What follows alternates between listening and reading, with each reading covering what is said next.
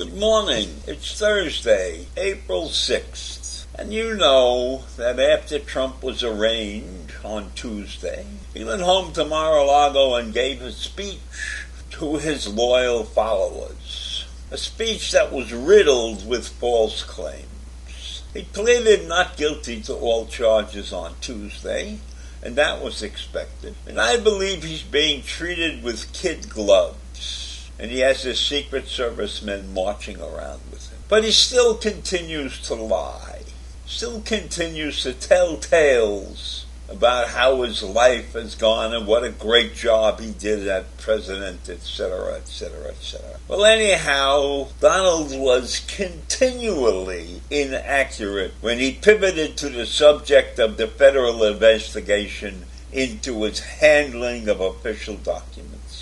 He also repeated some of his favorite lies on a variety of other subjects. So in his speech, he references his problems with the classified documents that he took home. And he claims that when the president leaves the office of the United States, he can negotiate with the National Archives and Records Administration about keeping the documents. That's not true. In fact, the Presidential Records Act says that the moment the president leaves the office, the National Archives and Records Administration gets control of all presidential records from his administration. There's nothing in the law that says there should be a negotiation. That's a figment of Donald Trump's huge imagination. But I'm sure that his minions will believe him. It's just one of the things that he brings out to make his admirers believe that he is the victim here and not the perpetrator. And then, of course, Donald can't let go of his attacks on Alvin Bragg, the district attorney who's in charge of this investigation. And Donald claims that the radical left donor, George Soros, personally backed Alvin Bragg to become district attorney. That's not true. That's simply not true. Soros donates money all the time for people who are running for that particular office. So he didn't pick out Alvin Bragg to be a candidate. And he certainly didn't pick out Alvin Bragg because he was going to put Donald straight, you know. So between 2016 and 2022, Soros gave a lot of money to the Democratic Pact, a pact in which Soros has continued to contribute funds. So he didn't change his mind and do anything specifically for Alvin Bragg. None of the funds in that super PAC were earmarked for Alvin Bragg's campaign. And there has been no contact between those two men. So why? Why does Donald Trump put these things together? Because they play well with his audience, right?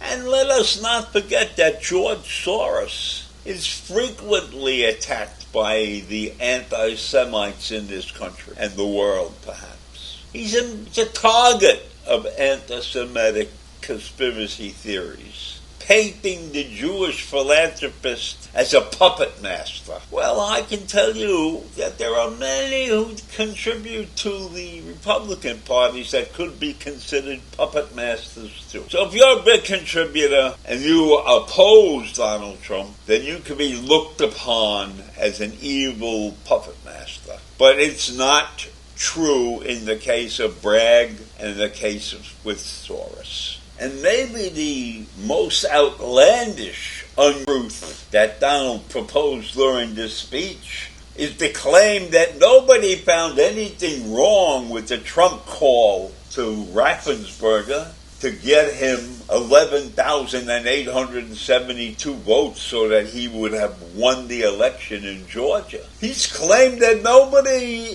even found anything wrong with it until months later, because somehow or other it came to the surface. Everybody in the country heard that phone call as it was happening almost, momentarily, right? This was not a delayed thing that took months to take place. And Kamala Harris called Trump's comments a bald-faced, bold abuse of power. And he was upset because Democratic members of Congress asked the FBI to open an investigation into that phone call. And in fact, many legal experts said that phone call could put a president in jeopardy. So I don't know how he can come up with any story related to that phone call that is anything but the truth, because the whole nation heard that one. And the book that he's talking about is Raffensperger's book that he wrote in 2021, in which he discussed the call at length.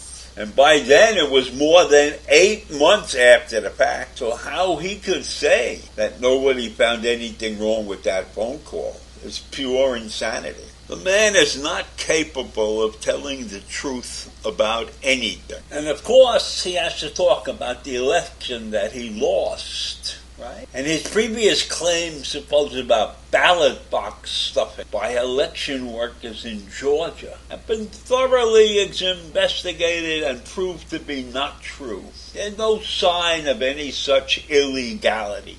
Can you imagine the ballot workers stuffing boxes to make sure that Donald Trump doesn't win the election? Maybe people were fed up. Maybe they were fed up with him, and he can't accept that, right? There was no election fraud. Maybe the real election frauders were Donald Trump supporters. Maybe those were the people who were committing election fraud. And Bill Barr, the former Attorney General, has admitted that there was not sufficient fraud to have changed the outcome of the election. And I bet you there's some fraud in every election, here and there. But none of the fraud was what Donald Trump has been complaining about. And he doesn't mention the Dominion suit against Fox News, $1.6 billion, because Fox told lies about the machines not being up to snuff. Finally, Donald claimed we left $85 billion worth of equipment in Afghanistan when we moved out of there. Not true. Total amount of equipment left behind was about $7.1 billion, and a lot of it was beyond repair, not worth saving anyhow. And if you look at the numbers, it cost us $85 billion to be in that war for 20 years. So not only is he a liar, he's poor at arithmetic too. So I leave you with all of that this morning. This is the man that wants to be president again. And we have people who listen to these terrible things that he says, these untruths, and they have a belief in him. It is ridiculous that this man is allowed to get to a podium at all. So have a great day. I'll see you in the morning. Bye.